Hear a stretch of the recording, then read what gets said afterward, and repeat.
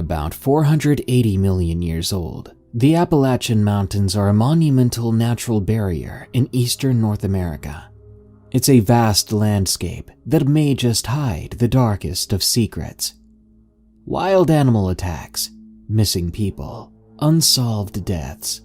The Appalachians are no stranger to horror. So, I hope you enjoy these allegedly true horror stories from the Appalachian Mountains. If you have a scary story of your own, share it with us at darkstories.org. I'm looking for stories from the Rocky Mountains or stories from the Ozarks. Also, if you prefer to listen hands-free, follow the Darkness Prevails podcast on Spotify or iTunes, and leave us a review on iTunes too if you can. Thank you. Now, let's begin. I saw something on the New River. From Spirit. This happened a few years back. It was the middle of summer in Virginia in the New River Valley. I was coming home from a party. I had just dropped my sister off at her car and was heading home. I decided to take the river road back to my father's. My town is located in the middle of the Appalachian Mountains.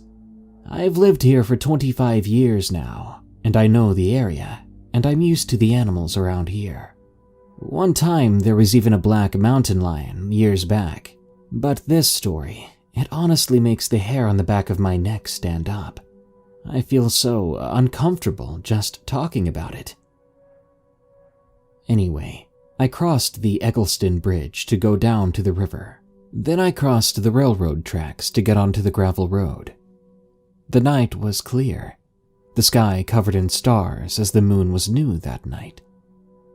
The lights from the trailers on the other side of the river lit up the water.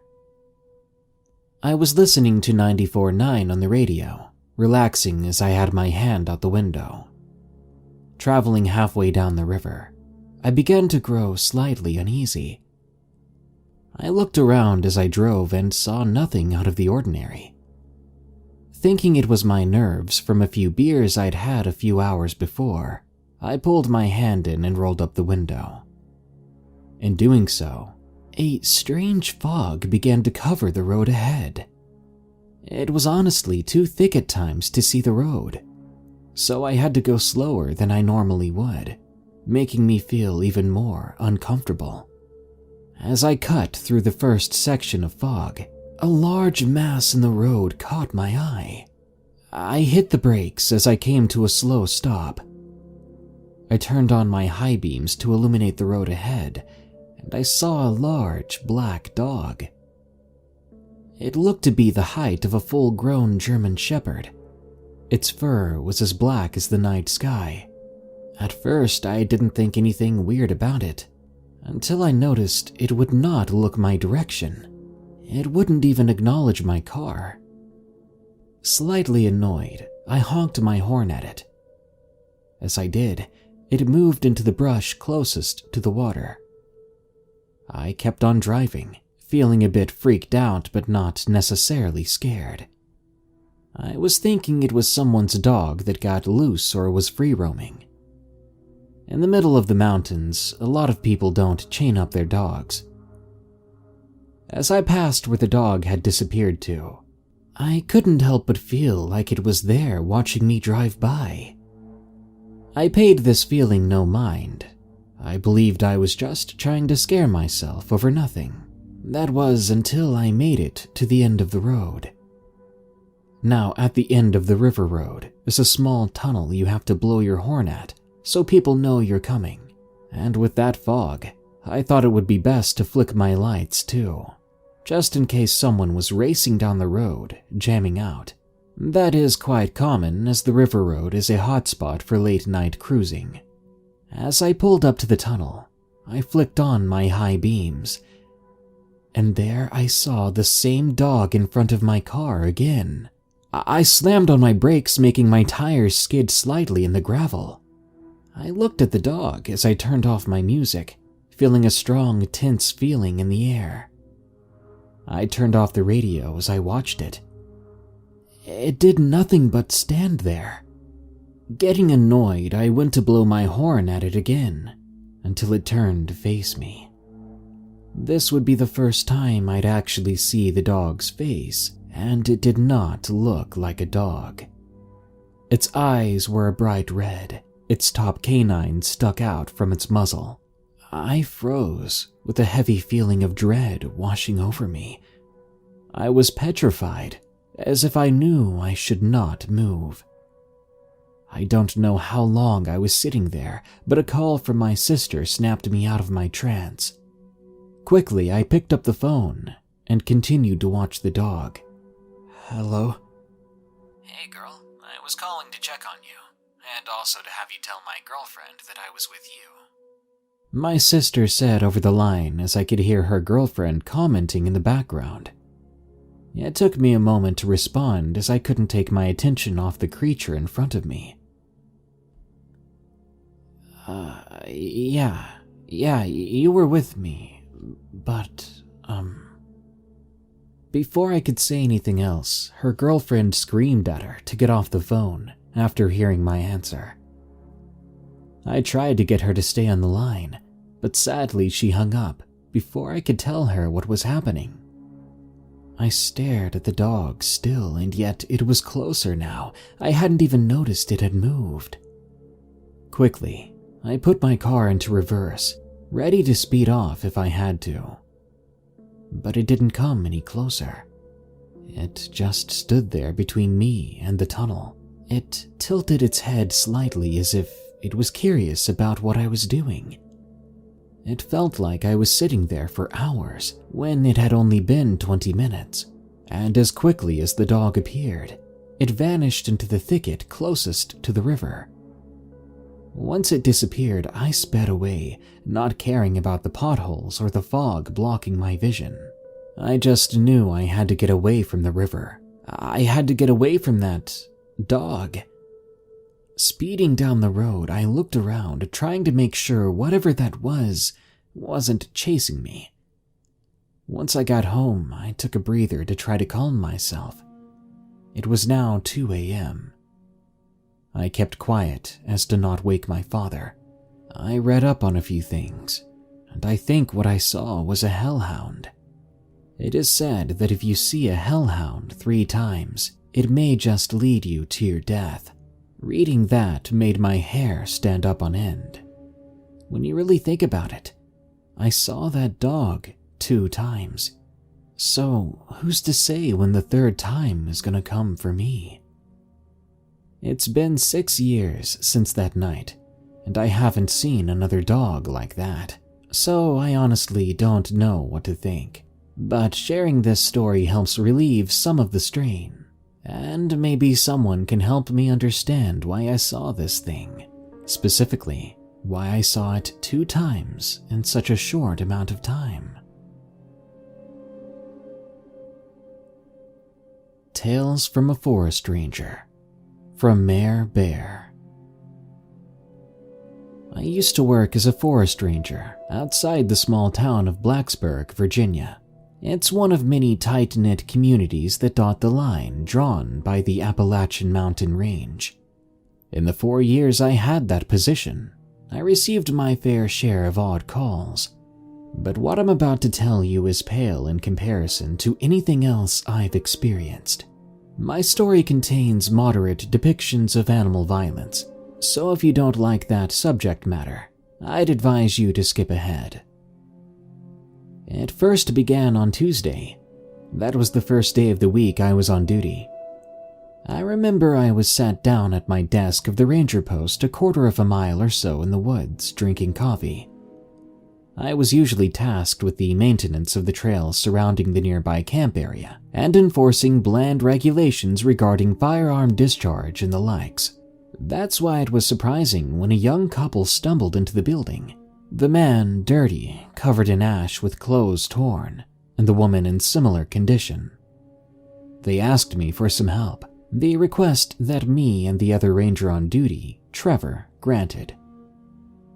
We were confused as to why they came to the station, rather than calling either of us or emergency services to request first aid. I remember the woman distinctly.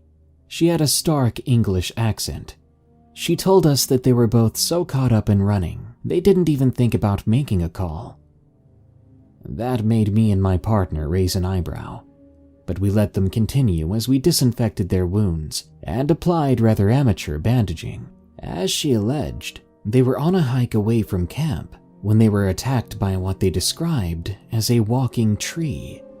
I was as confused as you probably are now. I think I laughed a little as I heard what she said. Trevor was the first to try to place a realistic lens over their story. You ran into a tree? No, it attacked us. It was moving. The woman was very passionate as she argued, but her boyfriend calmed her down a little after he saw the subtle looks of disbelief we wore. My only supposition at the time was that they maybe ran into a thicket of brambles without realizing it. Their wounds were very real, though. It appeared to have been inflicted by an animal of some kind. But there were no distinct bite or claw marks.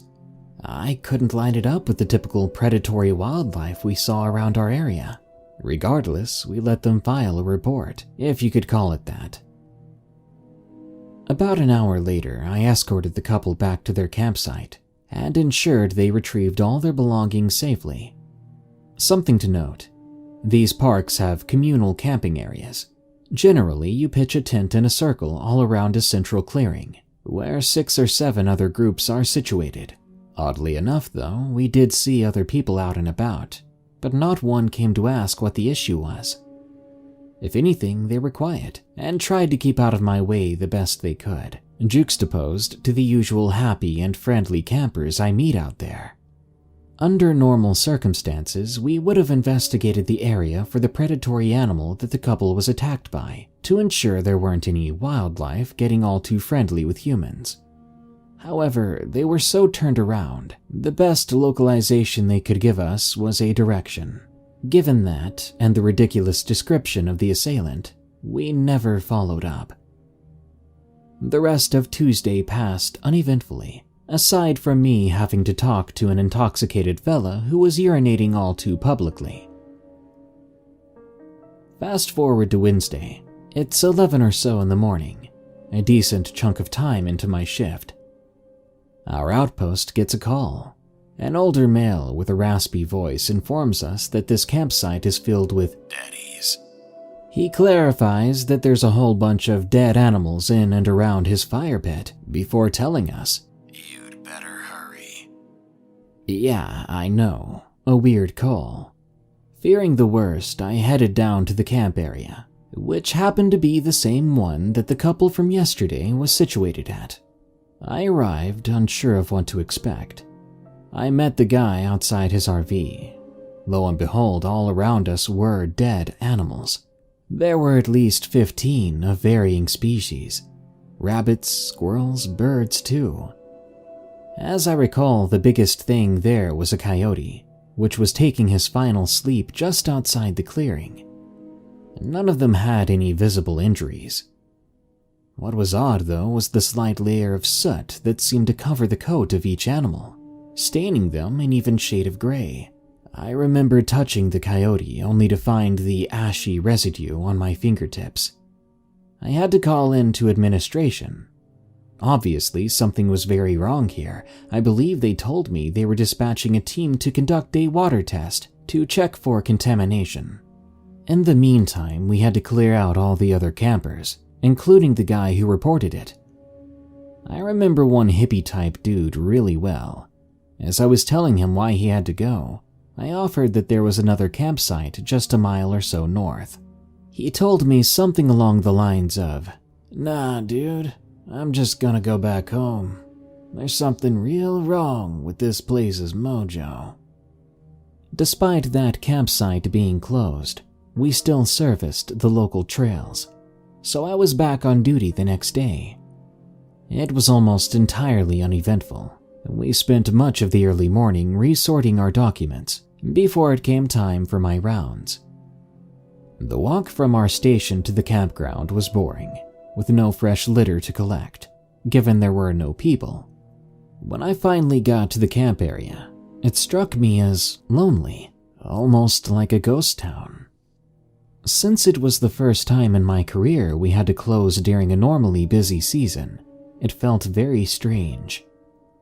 I lapped the center of the camp area, not bothering to check out each individual site, before I headed back up another path, one that ran almost parallel to the one I came down. That's when I started to pick up a strange smell. It was like charcoal burning, but hotter, if that makes any sense. It almost stung to inhale. Since there weren't supposed to be any campers nearby, I decided to follow it. I seemed to be getting closer as I walked down the path, judging by smell alone. And the further I went, the more acidic the smell became. At that point, I had no clue what could have been producing it. I had to cover my face with a cloth in typical bandit fashion, though it helped very little. Maybe 600 yards down the path from the campground, I finally made it. It was this ball of what looked like wood. About a foot in diameter, it sat in front of me squarely in the middle of the path. Off of it came this silver smog, sifting 8 feet into the air before it dissipated. Getting closer, it began irritating my eyes. Noticing the thing was under direct sunlight, I gave it a hefty kick with my boot, causing it to roll a few feet down the path. What was very odd was, as soon as it hit the shade, it instantly stopped smoking. It just sat there, a charred ball of wooden facsimile. But it wasn't wood. Wood doesn't burn in the sun, after all. I left it there on the path and walked back to the station. The smell faded pretty quick. Anyway, as soon as I got in, I grabbed Trevor. He set the station phone to forward to his cell phone. We both then grabbed shovels, going to find the object in hopes of burying it. Bad practice for both of us to leave the post, I know, but he was real curious to see what it was. Only, as we arrived where I left it, the thing was gone. The only trace that remained was the slightest acidic tinge in the air, but no smoldering ball. It was pretty big, so whatever took it had to have been large itself. Thursday wrapped up with no further events. Then came Friday. Still waiting on the administration to clear the campsite fit for use again. It ran as slow as the day before. Nothing at all happened during the day. Right as I was clocking out though, as the afternoon blended into the evening, a family came into our station. There was the mother, the father, and a little boy, maybe 9 years old. To be honest, I don't remember my conversation with them nearly as well as with the couple from before. But to sum it up, they told me that they had been walking their dog on a nearby trail maybe an hour earlier, before it took off barking at something in the woods. They kept stressing how it never behaved like that, and they were eager to find it considering how low the sun was getting. So I agreed to help. Trevor said he'd follow up with me after the late shift arrived at the post.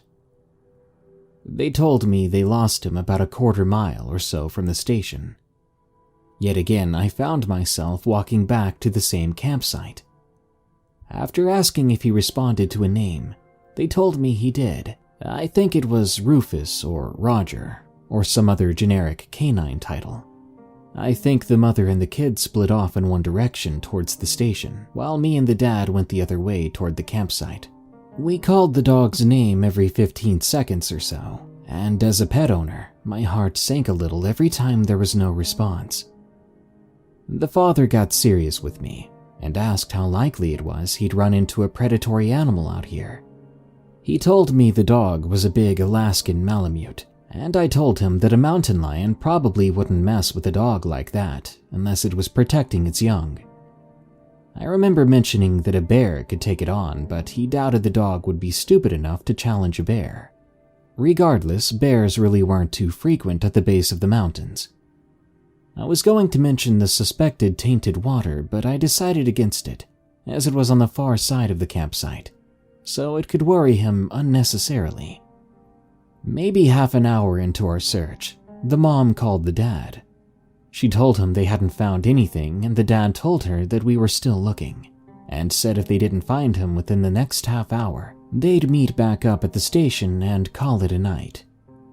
I felt real bad after that. Then I called the dog's name as loud as I could. All of a sudden, way to our right, in the direction of the campsite, we heard this crashing. Suddenly, that gorgeous dog burst through the undergrowth, running up to his owner and ignoring me. He was moving quick, but with a limp.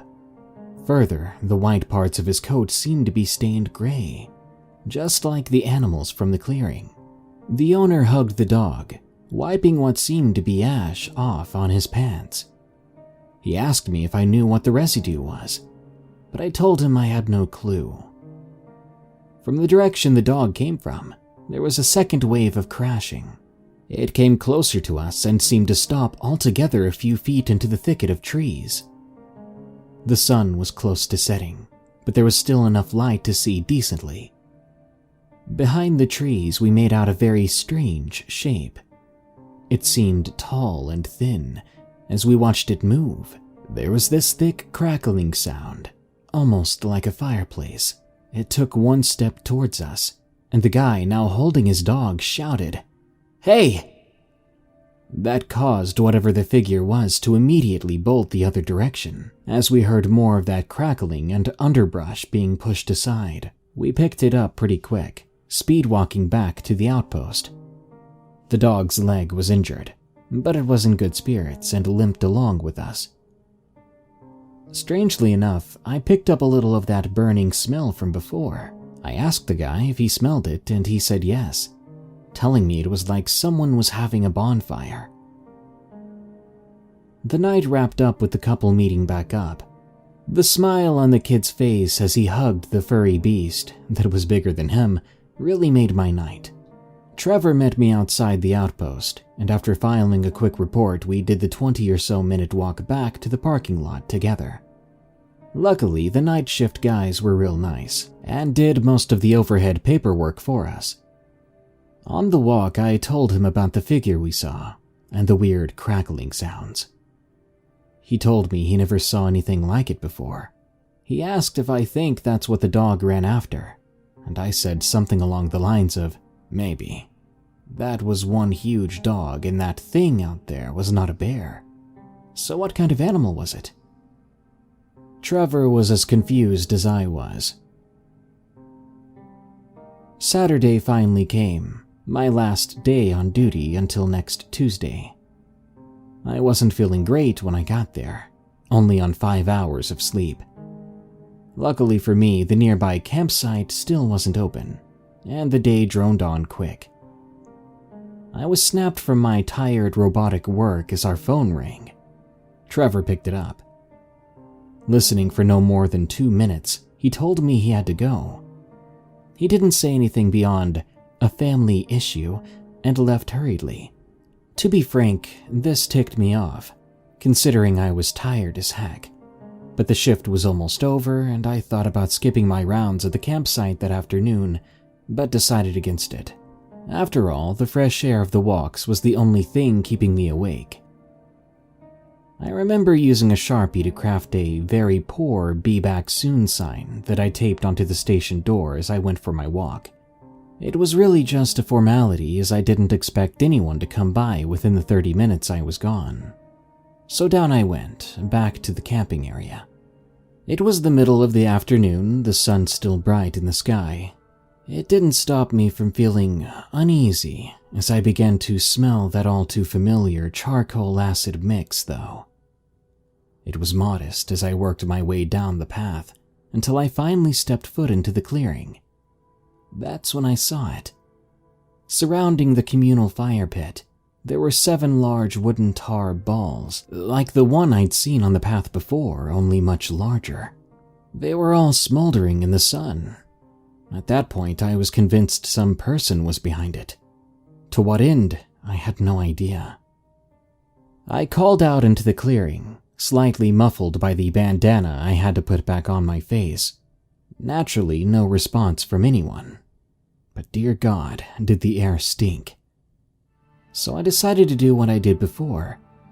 I made my way into the clearing and nudged the fuming mounds of wood and black material. It took me a good 5 minutes, I didn't want to touch them, and they were all heavier than the one before. I finally got them all out of the sun and into the shade. I stepped back a few paces to inhale fresher air. They gradually stopped smoking.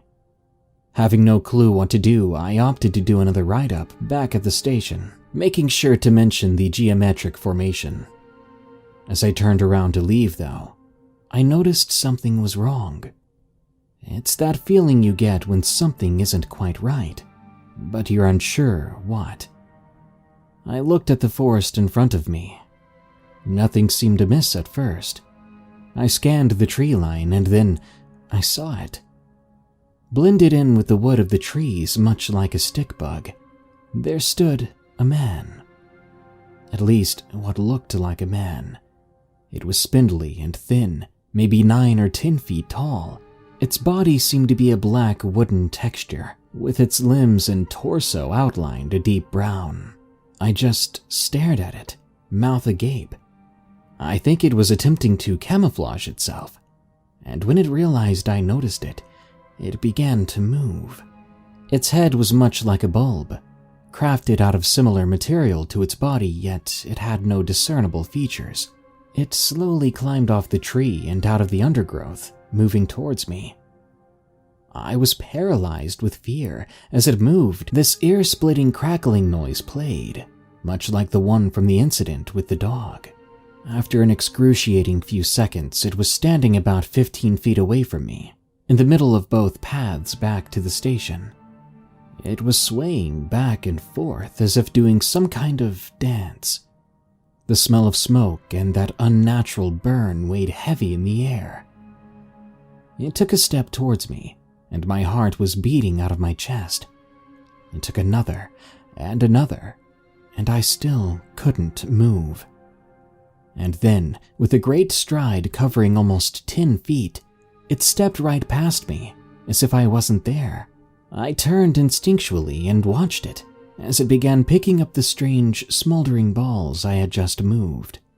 And, effortlessly, as if they weighed nothing, it placed them back into formation around the campfire.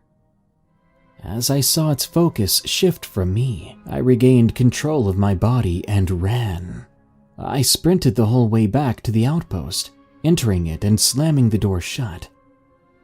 I had no clue if the thing followed. It showed no interest in me. But still, I couldn't take a chance. So I gathered all my belongings, locking the place up, and then took off again. This time to the parking lot, leaving the "Be Back Soon" sign still hanging loosely on the door. As obvious as it seems, I never returned to that post. I was contacted numerous times by my superiors and Trevor, but never did respond.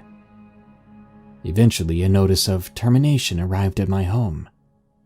I don't believe I ever received my last paycheck either. Not that I care. Under no circumstance will I ever go back there.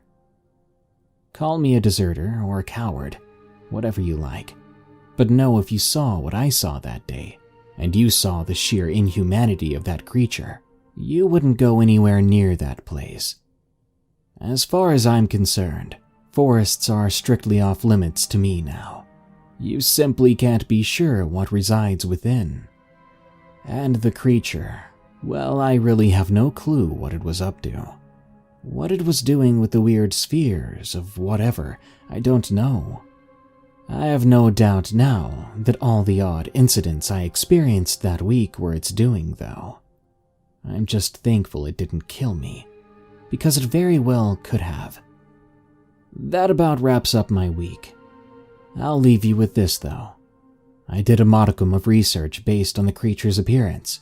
The only thing I found related to it was an old Dutch folktale that described a character known as De Tokman, or the Tree Man. According to the tale, it was a thin being with appendages much like tree branches that would chase naughty children until they told their parents of their wrongdoing. Whether it was based off of the creature I saw or an innocently crafted bedtime story, I'm not sure. To be honest, I don't think I want to find out. Good luck to all the people working in forests out there, especially those along the Appalachians. Be careful and stay safe. Appalachian Trail Lights from Anonymous Hiker. I'm a petite woman in my early 20s. I grew up and live in rural South Central Virginia, surrounded by dense woods for miles in every direction. I know what animals, birds, planes, satellites, planets, stars, etc. look like, act like, and sound like. Being no stranger to the outdoors my whole life, it was only a matter of time until I got into solo long-distance hiking, and even during the pandemic I still hike, albeit responsibly, whenever I can on the Appalachian Trail in the western part of the state. Being a petite young woman and always hiking alone, I do take necessary precautions. My family can see my location on trail via a navigation app, popular in the thru hiker and section hiker community.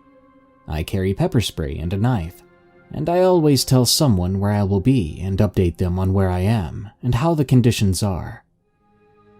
Anyway, this took place in mid-June of this year, 2020. I had planned to summit the Priest Mountain hiking southbound on the Appalachian Trail, starting my hike around 1 p.m. from the parking lot at the base of the mountain and reaching the shelter by 5:30 to 6 p.m. Taking my time as the sharp elevation increase, paired with a busted knee, would add to the challenge of summiting the notorious beast of a mountain. After a good, strenuous, uneventful hike past beautiful waterfalls, gorgeous viewpoints, and the occasional snake or squirrel, I summited. The flat mile-long hike to the shelter was a welcomed gift after the 4,000-foot-plus elevation increase I had tackled for over 5 grueling miles. Once I arrived at the shelter, I set up my hammock, keeping the tarp rolled up in its snakeskin, strung up above my hammock as the forecast was predicting a beautiful warm night. I do my thing, eat some energy bars, refill my water bottle, typical boring camp chores, before turning in at around 8 p.m. Despite the challenges of the day, I couldn't sleep, so I stayed up on my phone talking to a buddy whom I had planned to thru-hike the AT with earlier this year, but we had to cancel due to the Rona. We're texting away, sending funny videos and whatnot until 10 p.m., when I notice a headlamp coming down the side path from the trail to the shelter. Cautious, I hunker down in my hammock and shine my headlamp in the stranger's direction, so that whoever was there knew that I was well awake and that I saw them. In the morning, I found out it was a dude who got separated from his group. If I remember correctly, he was a retired cop going by the trail name 5-0. I watch 5-0 hang his bear bag in a tree by the shelter and watch him set up his hammock on the opposite side of the campsite. Cool, he's harmless, I think to myself. And this was the case. But the story doesn't involve a person or people. This is about what happens next in the skies above. As mentioned before, I didn't have my tarp set up because it was a beautiful night, so I could see the stars and enjoy the nice weather. What I noticed first was that my cell service signal was beginning to act funny around 10:45 p.m. One moment I'd have LTE, then 4G, then 3G, roaming, no signal, and back to LTE. This cycle continued throughout the night until 4 a.m. A moment later was when I noticed it. A few of the stars in the sky appeared to be swiveling and shining very dim, soft spotlights, which didn't reach very far, but it was obvious that these weren't stars. They also weren't airplanes or helicopters.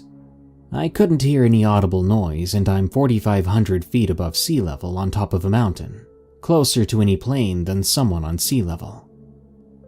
Assuming I was tired and therefore seeing things which weren't there, I kept watching, fixating my vision between 2 branches of a tree, watching one of these weird stars do its thing, swiveling back and forth, shining its light. Then, all of a sudden, the sky turned bright red, then pitch black. Everything in the sky vanished. The woods went quiet. I attempted to text my mother out of fear that something was about to go down. "Mom, I love you. There's something weird going on with the sky." The feeling that I shouldn't have seen what I just saw, and that I was unwelcome quickly set in. Being familiar with the woods, I can tell when I've overstayed my welcome. But this was unlike anything I'd experienced in the outdoors before. The vibe I was sensing was mean, hateful, spiteful even. The messages I sent to my mother and to my buddy didn't go through until hours later, as my cell signal was still going through its weird cycle of no service. About 5 minutes later, the sky turned red again, and then went back to normal, with one huge difference. Half of the stars in the sky were missing. Not as if they changed positions in the sky. I know how the Earth rotates and changes the locations of stars and planets. I mean, half of the original stars I'd seen earlier were missing. I could still see notable planets, such as Venus, exactly as they were in the sky before this happened. Everywhere in the sky which had one of those weird swiveling balls of light was blank. The rest of the night I felt uncomfortable. So uncomfortable, in fact, that I pitched my tarp and slept with my pepper spray clipped to my sports bra. I could not get my mind off of what I just saw.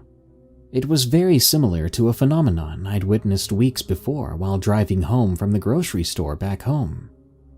I happened to look up at the sky, just as a stationary ball of light warp sped away at a pinpoint. That's the best way I can describe it, like in Star Trek, whenever the USS Enterprise goes into warp speed. It was exactly like that. No crazy colors, no weird shapes, nothing like that. In both of these instances, they were unassuming white, star-like balls of light. Getting back on track the next morning was uneventful. I ran into 5-0's group and we all hiked down the mountain together to our cars in the parking lot below. I refused to mention what I saw the night before until I got home and logged into Facebook to share photos of my hike. Well, the peaceful parts of it. One Facebook group I was in was called All Women, All Trails, and someone had made a post a few days prior asking us about our weird experiences on the trail. This just happened to appear right at the top of my newsfeed, so I shared the story which I have now shared with you, not thinking I would get a response. 30 minutes later, I received an alert that someone had replied to my comment. The woman that replied claimed to live not too far from the Priest Mountain and shared a similar experience she had one night, as she, her husband, and their neighbors were having a bonfire. Granted, they were admittedly under the influence, but the parallels between my story and the experience she shared with me were described by her as weird.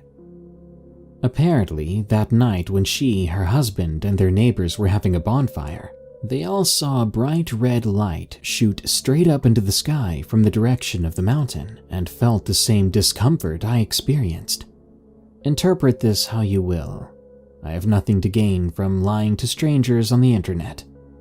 I feel it's my duty to the hiker community to share my weird experiences in the Appalachian Mountains. I'm not the first, nor will I be the last person to experience something weird. And this isn't even as insane as what other hikers have admitted to seeing or experiencing. If anyone else has experienced something weird on the Appalachian Trail, specifically in the Alto Wintergreen Resort area, please share your story. There's something weird going on in the skies above popular hiking trails, and it needs to be openly discussed.